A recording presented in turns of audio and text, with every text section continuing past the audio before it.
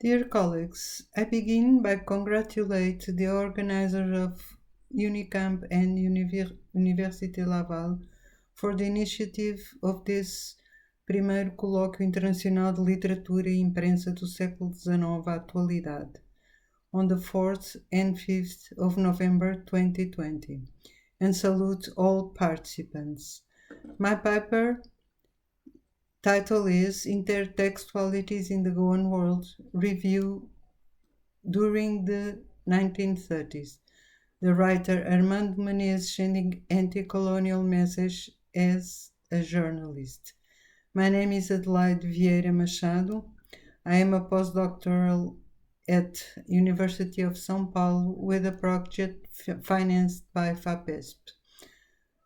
The Goan World Review was the representation of various realities that crossed the Indian space of Mumbai nowadays, a cosmopolitan place of connected histories of the empires that passed through there. As a Catholic review of Goan initiative, it preserved the identity before others communities by the denomination of Indo-Portuguese, that in that case was a necessary cultural and political demarcation outside the Goan space. In the complexity of the colonial Bombay society, in which Goan were included and their respective migrant communities in the then British India, we found through the mentioned journal the recognition of two dimensions. First, the interculturality, intended to be ethical and not hierarchical, between the connected histories of old and modern empires, was now being revised in the light of the freedom fight process. Secondly, the promoters in Bombay of the journal we presently analyzed had accepted the past as impossible to erase, but had made from there a few conscious options in political and cultural terms. The integration of Go in the India Congress within Gandhi and Nehru project was one of those options, and the idea of a federation of states pleased all that defended an autonomy for Goa. It also justified the need to provide Goa with an identity that translated something unique throughout India. The idea of an Indo-Portuguese culture was framed by that worldview and identity of the Goan community in Bombay and of Goa in the future independent India, but without exhausting in itself the complexity and the richness of the various millennial connections. Gone World was also an intellectual review, once that its founders, main editors, and collaborators were members of the English-spoken academic community of Bombay that were engaged in intervene and gave solutions for the improvement of Goan's communities around the world, being in this sense also a magazine not only of exiles but of migration that circulated the daily social news of each community of Goan diaspora, mostly in Africa. In political terms, it revealed during the 1930s to be against the Portuguese dictatorship in favor of democracy and of the majority of the Indian Congress advocated. The representative system, through citizenship, the acceptance of minorities against the caste system, and for the religious tolerance towards the creation of a secular society, was the guiding model that appeared on the pages of Goan World to answer to the complexity of the Indian society, which crossed tensions and problems of caste, class, and gender, in parallel with the colonial liberation struggle. This national construction that was global also crossed with the problem of the Nazi and fascist ideologies implemented in authoritarian regimes in Europe, whose negative effects on the future of the Asian continent were perceived by the editors of the journal, who joined the majority of the Indian Congress to suspend Indian struggle for independence in support of the Allied fight against Hitler and Mussolini. In general terms, the Gone World's editors were for the independence of British India and looking for Goan autonomy in this context, in addition of affirming the existence of a Catholic nationalism. The review opened mostly to Goa and appealed for the Goans, Catholic, Muslims, and Hindus to contribute decisively to the future they predicted nearby as part of a new India of federated states. They affirmed in an editorial in 1939, the government of Goa does not seem, the Portuguese government of course, does not seem to have taken notice of the momentous changes that are taking place in the political life of British India, changes which are constantly shaping the outlook of young Goans. And without being untrue to Portugal, with which we have connections for more than 4 centuries, we feel it to be our bounden duty to give our love and loyalty to our great motherland, that is, India. We are naturally proud that the lost Indian civilization, which is also our civilization, is now coming into its own in the wake of the flood tide of nationalist awakening. It was here summarized the political position of the review. It did not deny the histories and cultures that had connected in Goa, nor its influence on local identity, but the choices were made not only as to the regime, which was intended to be a free and representative one, but also as to the will of, in the near future, Goa belonged to an independent of colonial powers, India. As we said, supporting Gandhi and the wing of the Indian Congress that proposed an interregnum in the struggle for independence in favor of the Allied front against Nazism and fascism during the World War II, reinforced the idea that only a democratic and extended regime of representation would serve India. Within this picture, Goa needed to prove having a literary culture of its own, demarcated by the influences that were known, that of a cultural tradition and a shared history, and those that pointed to contemporary national narratives.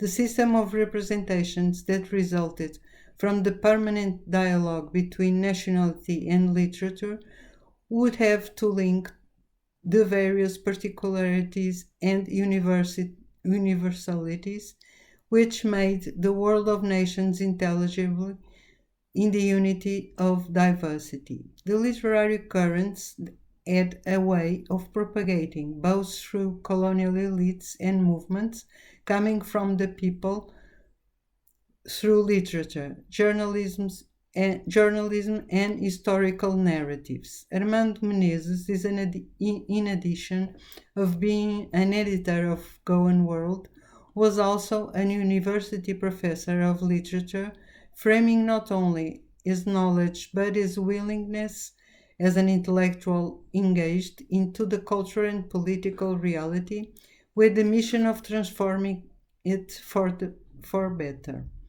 In this case, as a nationalist, he aimed to adapt Goa's situation to an independent India, as was being thought at the time, at least by much of the Indian Congress, as a federation of states.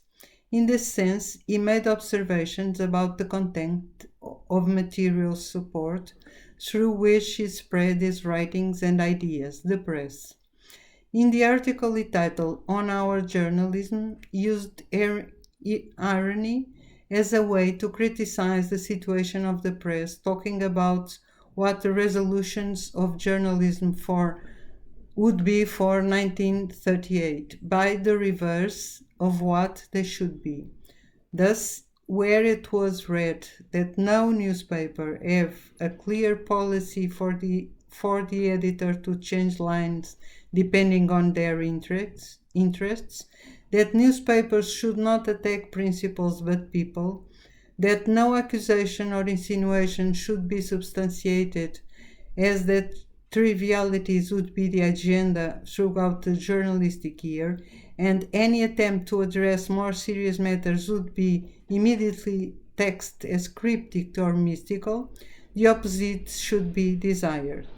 In this reverse world, the issues to be banned in the Goan press for that year followed: our immigration, especially our female immigration, our political future, communal unity, caste, dictatorship and democracy, poverty and socialism, English and vernaculars, Catholics and Congress, the liberty of the press, war and peace, prohibition of birth control. The faintest allusion to any of these will be flung at the Immigrants' Fund to remind people of its existence, or there being nothing better to print, space will be filled with cuttings from bulletins of self-laudatory prose. It was a subtle demonstration of the political agenda addressed in the journal so far, and at the same time the announcement of this thematic continuation in the times to come. It was also a complaint of the Portuguese censorship regarding the press in Goa. It was, however, due to the bias of literature culture that the journal most affirmed its nationalist view.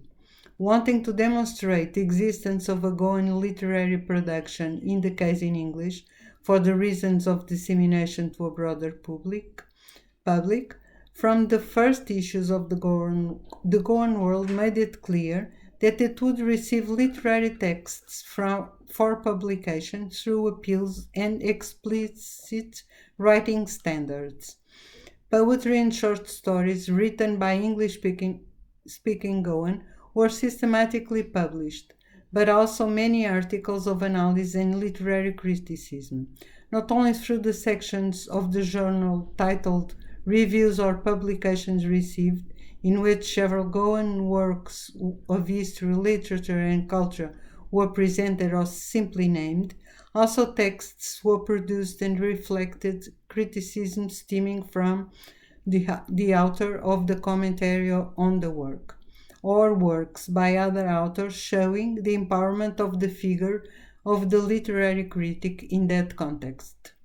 Literary criticism had obviously become relevant for the construction of national cultures, maintaining a constant dialogue with literature in a way that was intended to be propedeutic, all related to the historicity of the place of enunciation and the literary tradition in which they fit, local or universal, as a continuation or in rupture.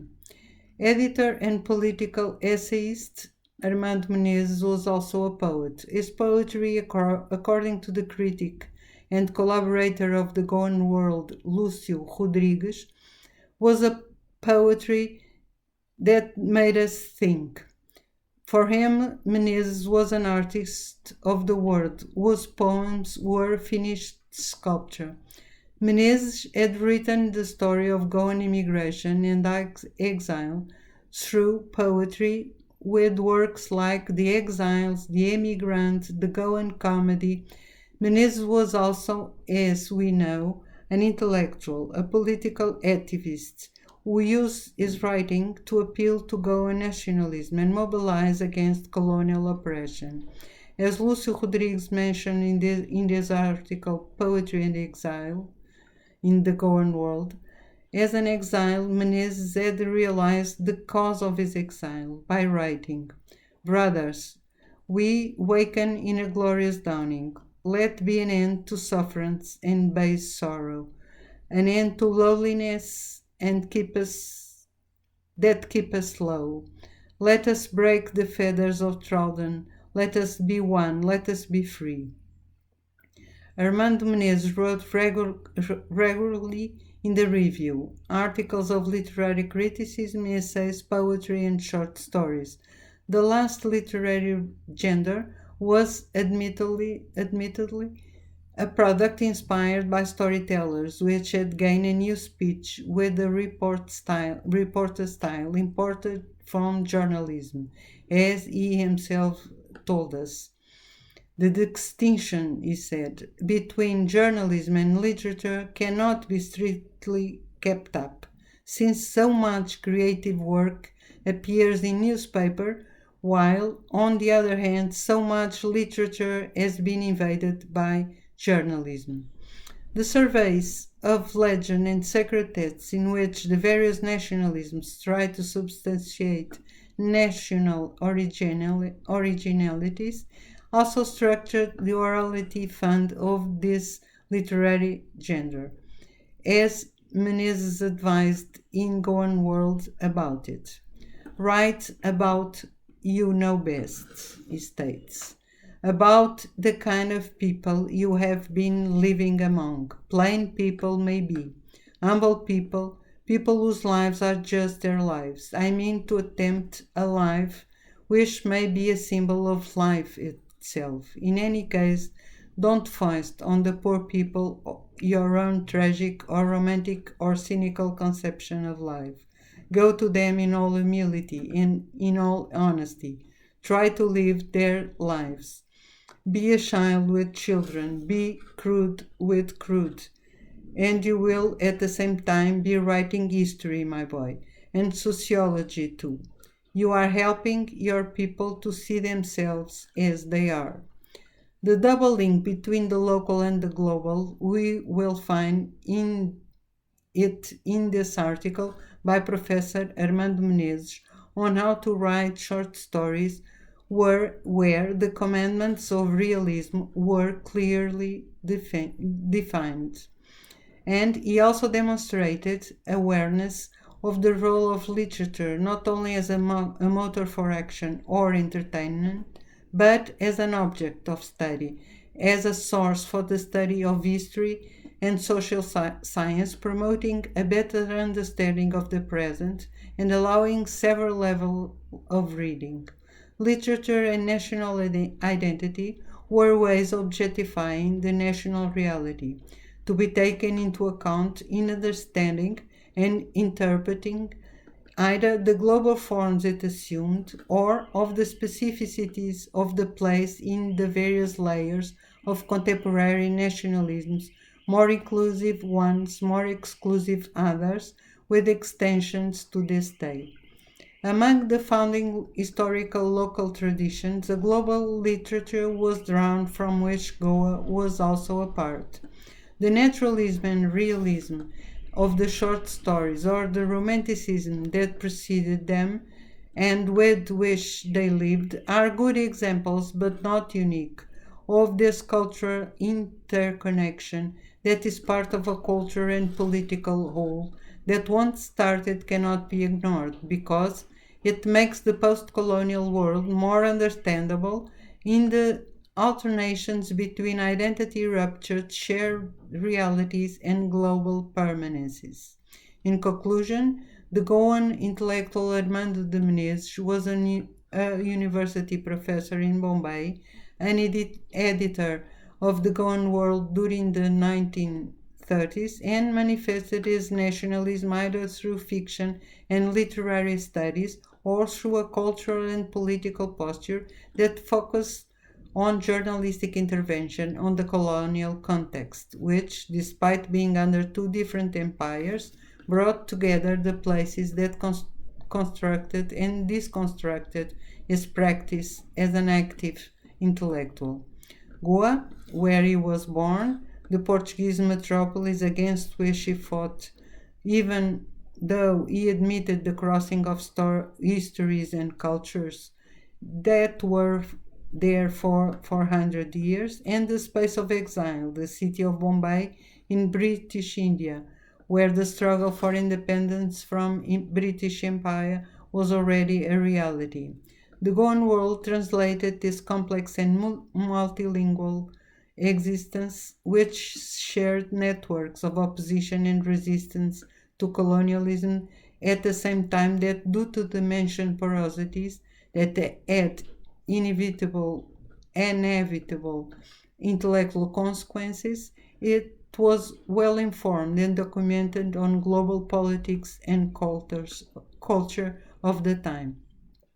Hence, we establish the importance of this magazine and this writer and intellectual in the network of contributions to the making and unmaking of the history of emancipation struggles, creating ruptures and continuities on the debate for the construction of the idea of an autonomous Goa in a federation of independent states in the Indian subcontinent.